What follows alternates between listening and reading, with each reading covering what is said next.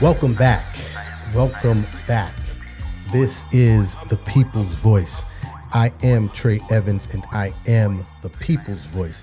Thank you again for checking out the podcast this week. As always, it is greatly appreciated. As always, we thank everyone who has taken some time to listen to the podcast today. We do understand that you could be utilizing your time to do something else, so we do appreciate you spending your time equity with us. As always, if this information is valuable, you feel it to be enlightening, we do ask that you subscribe to the podcast. That way, you'll be notified when each episode is released. We put out a new episode each and every Friday, which can be heard on all podcast platforms. And then we also put a video out on YouTube every Wednesday as well, for those of you who would like to watch the podcast. In addition, subscribing to the podcast helps us out because it allows our team of distributors to obviously be notified that you guys are engaged and enjoying the podcast, which allows us to be spread to more markets and to more listeners. So we do appreciate the support. And as always, thank you and welcome to the People's Voice podcast. So today I want to talk about the NIL deals that are currently in place in college sports. As many know, here in the United States, this is a big time of the year in terms of sports. This is the time of March Madness, using air quotes for those of you who are listening. And during this time of the year, college sports becomes very much the focal point of many conversations. Specifically college basketball, let me be clear, college basketball in men and women's becomes a very big topic of conversation. It becomes, part of, everyday life, not every day, but even if you're not involved in sports or not engaged in sports, somehow you're going to hear a conversation about the college basketball tournaments, the March Madness that is, like I said, a very big deal in the world of sports and in American society. So I say all that to say this is a very big time of the year for college sports, which leads me into what I wanted to talk about today, which are NIL deals. And for those who are not familiar with that term, that's okay. We are here to explain that. And then I'll talk about the NIL deals. I specifically want to talk about some of the athletes that are receiving these deals, but want to also delve into some of the intricacies of these deals and, the effects that they're having on college sports, good and bad. So that's what I want to talk about today. I want to talk about NIL deals in college sports.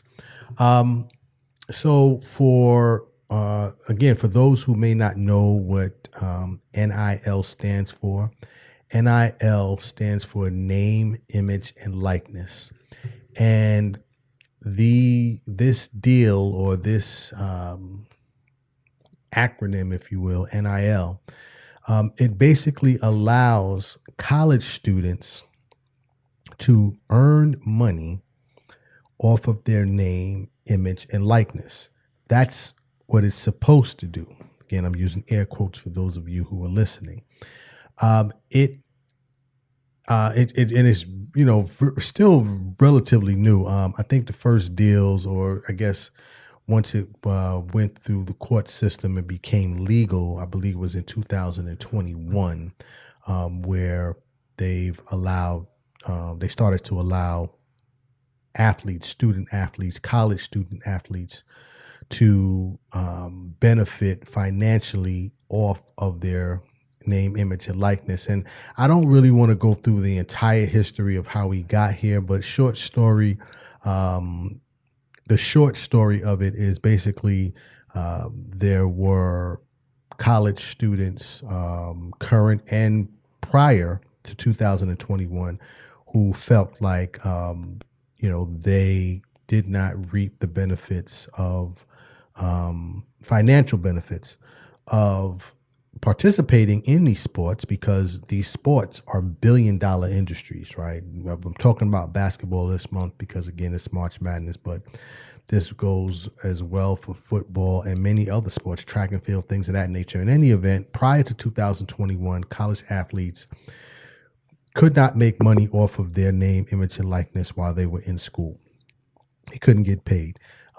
For those who did get paid, there were NCAA violations. There's stories where students lost their scholarship, they got kicked out of school.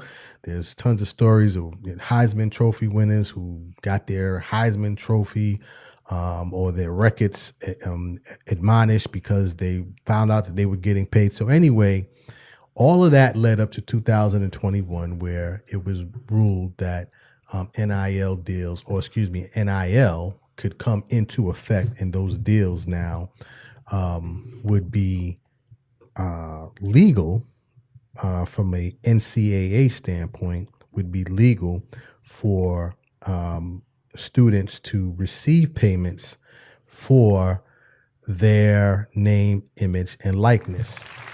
And we do applaud that. We definitely applaud that. But the NIL deals, since that time, and again, we're only talking about 3 years since it initially started, they have grown tremendously in terms of dollar amounts. I mean, initially they were, thought that it would be, hey, the local dealership would be able to, sponsor a kid or pay a kid to participate in a commercial and things of that nature. Well, those days are quickly going by the wayside, because now you have athletes who are making college athletes who are making millions and millions of dollars for their name, image, and likeness. And I'm reading an article. Well, I was reading a couple of articles. I'm reading an article here from Business Insider, and they kind of went through the top 10 players currently in college, or I should say the highest.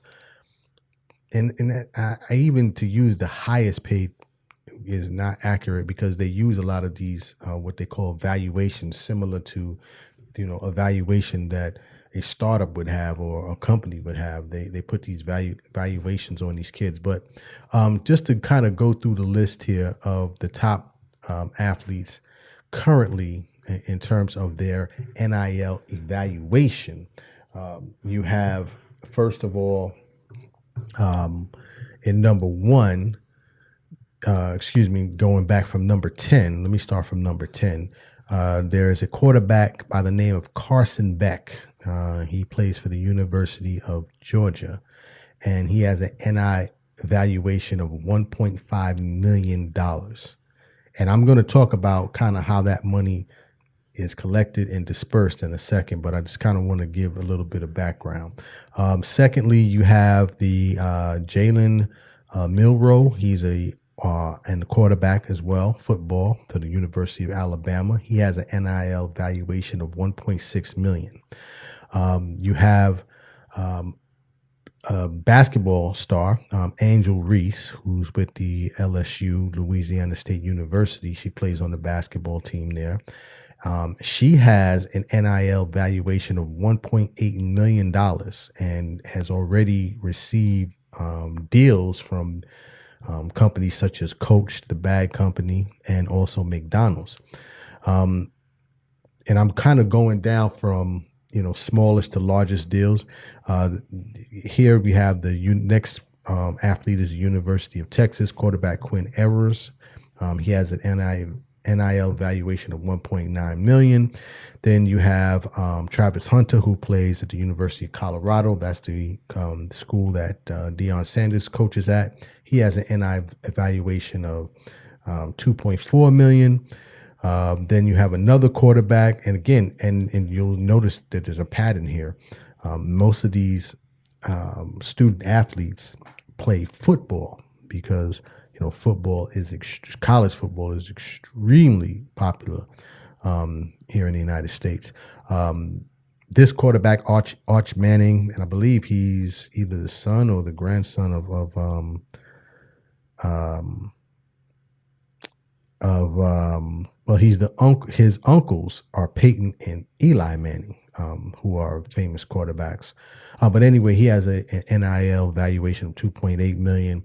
Caitlin Clark, basketball player, very talented. She plays for Iowa College, and she has a NIL valuation of $3.1 million. And she signed up with Gatorade, State Farm, and Nike. And then kind of rounding out, you have a gymnast here, Levy Doon, who is the highest paid woman in NIL history with an NIL valuation of 3.6 million. She's also at LSU, along with Angel Reese. Then you have Deion Sanders' son, who is Shador Sanders. He has and he plays for Colorado University as well. He has an NIL valuation of 4.7 million. And then the highest paid athlete has been so far, or at least in terms of his valuation, his NIL valuation has been LeBron James' son, Bronny James, at $4.9 million. So I go through all of that because, again, I want to give some background, right? Give a history of kind of NIL, what it is, and some of the top athletes that are currently, receiving money or receiving compensation as a result of this while they're still in college. Now, here's the interesting thing about it. Traditionally, a college would recruit a kid out of high school, he or she, and they would pay them, not pay them, but they would give them what is considered a scholarship, right? They would give them a scholarship and say, hey, you come play for our school. You're talented. As a result of us recruiting you, we are going to basically pay your way through college, and your reward at the end of this will be you'll have a degree that you can then go on and possibly,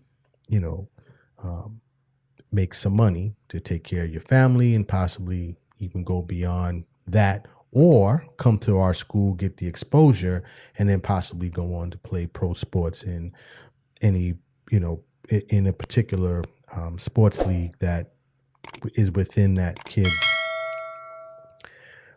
talent track, right?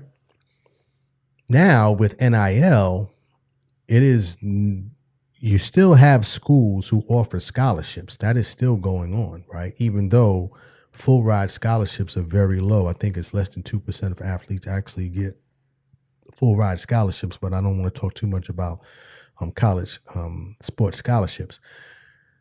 With these NIL deals, they have what they call NIL collectives. These NIL collectives often are companies or, certain business people in a local area that come together and they offer these funds. Here's the challenge. Not oftentimes, but there have been cases where these funds come with a lot of strings attached to it. Matter of fact, let me play this clip from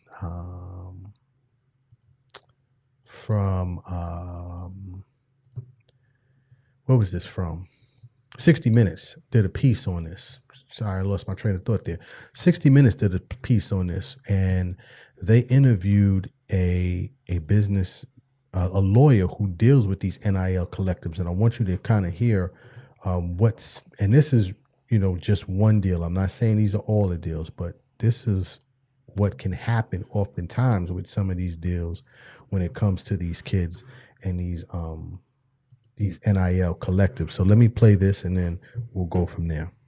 No shot to recruit certain high school players because they're going to go to where they're paid the most. leading some, including Ole Miss football coach Lane Kiffin, to insist the deals are being used to win players. Oh, Brooke, you've come to the right guy, because I'm going to tell you about the ugly side of NIL. Lawyer Mike Caspino negotiates on behalf of high school players and says some collectives are aggressively skirting the rules by offering this. We will pay you a large sum of money, just south of $1 million, but we could ask for you to pay it back, plus interest, at any time we like. They're doing that so that if a student doesn't go to their school, they can ask for the money back. Correct. And that is just one story out of many where you have, just as you heard in that piece there, kids being recruited to come to a specific school, basically signing a deal saying, hey, you're agreeing to come to this school. And then if they decide, and it often comes with an advance payment, it's almost like record companies and some of their predatory practices, especially, from years before. If you decide to come to this, if you don't decide to come to this school, then you have to pay us back all the money that we have fronted you up front. And it's basically a business deal, and it really has nothing to do with the education piece. It's basically looking at what each individual can get out of it. Now, there have been other stories that have been similar to this in terms of what the deal actually looks like. Because again, those 10 players, and I specifically did those 10 players in the beginning of this, because those are the exceptions, right? Those are not the standard, right? Most of these deals for these kids work through a lot of these collectives. There was another story here, and I'm reading this from the Aflo group. They have a story on here about Gervin Dexter, who signed an NIL deal with a collective called the Big League Advance Fund. In his deal that he signed, he agreed to a payment of over $400,000. So they gave him $400,000. But in that deal, it required that he would have to pay 15% of his pre-taxed earnings. Again, very, very important to read anything. He had to pay 15% of his pre-taxed earnings. So that's before taxes, right? This is not what you get after taxes, before taxes. And of course, that amount is always much higher than it is after your tax. But in his deal, he had to pay 15% of his pre-tax NFL earnings for the next 25 years. So essentially, he basically took out a mortgage. And this is how many of these deals are constructed, where they are basically putting all of this terminology in there saying, well, if you want to get this money, you have to agree to this.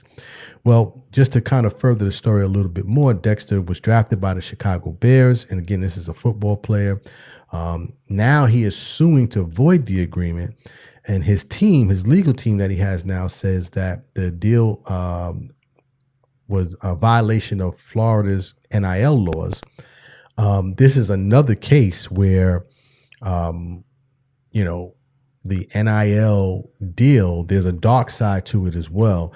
And oftentimes they are not as prestigious as those first 10 that I kind of ran off in the beginning. Which is, again, another reason why I wanted to kind of do this, talk about this today, because there's a lot more to these deals than what is, I guess, being promoted. I mean, and don't get me wrong, I think it's a great thing. I love the fact that these kids can get paid for their for their name, image, and likeness, because for decades they've been making billions of dollars for these schools and been making no money. My only concern is that there'll be more exploitation, just in a different way, right? So prior to this, it was more of the schools exploiting these kids for their talents, right? Because they offer them this scholarship, and then after the 4 years is over, the school continues to make billions of dollars selling jerseys and this and that with their names on them. And the kid basically, either if he or she doesn't go pro, they have to, go into the world and, basically become a worker or start a business, however. But, the benefits that they provided the school usually did not coincide with the benefits that they received later on in life in terms of compensation. I'm talking about compensation. So I think it's a really good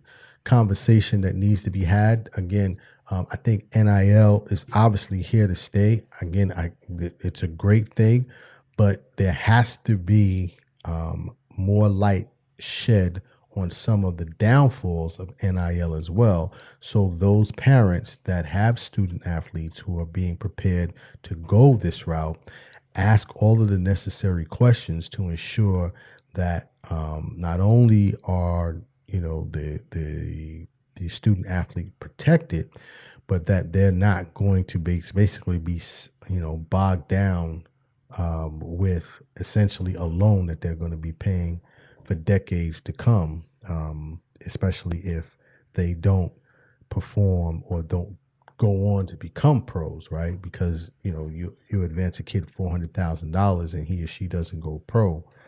That's a heavy load to start out with, as they begin their adult life, if they don't have a big $1 million payday down the line. So it's a cautionary tale, because like I always like to say, men lie, women lie, the numbers don't. And so be always aware of that anytime you're doing a deal. But that's what I want to talk about today. I want to kind of get into these NIL deals. Like I said, it's that time of the year, and hopefully this information is helpful, and it'll be enlightening for someone who has a student athlete in their home or within their community. They can pass this information on. But as always, I'll put all this information in the video, the links to all of the information regarding NIL deals for those of you who want to do further research. And, let's keep the conversation going. So, as always, if you'd like to leave a comment, you can contact me on any of the social media platforms. You can reach me at I am Trey Evans on all social media platforms, or you can reach me at the People's Voice Podcast on Instagram, People's Voice Podcast. So that is my time for today. As always, dreams are not just for sleeping. Please wake up and live your dreams. My name is Trey Evans, the People's Voice. Tell somebody about the dream. Salute.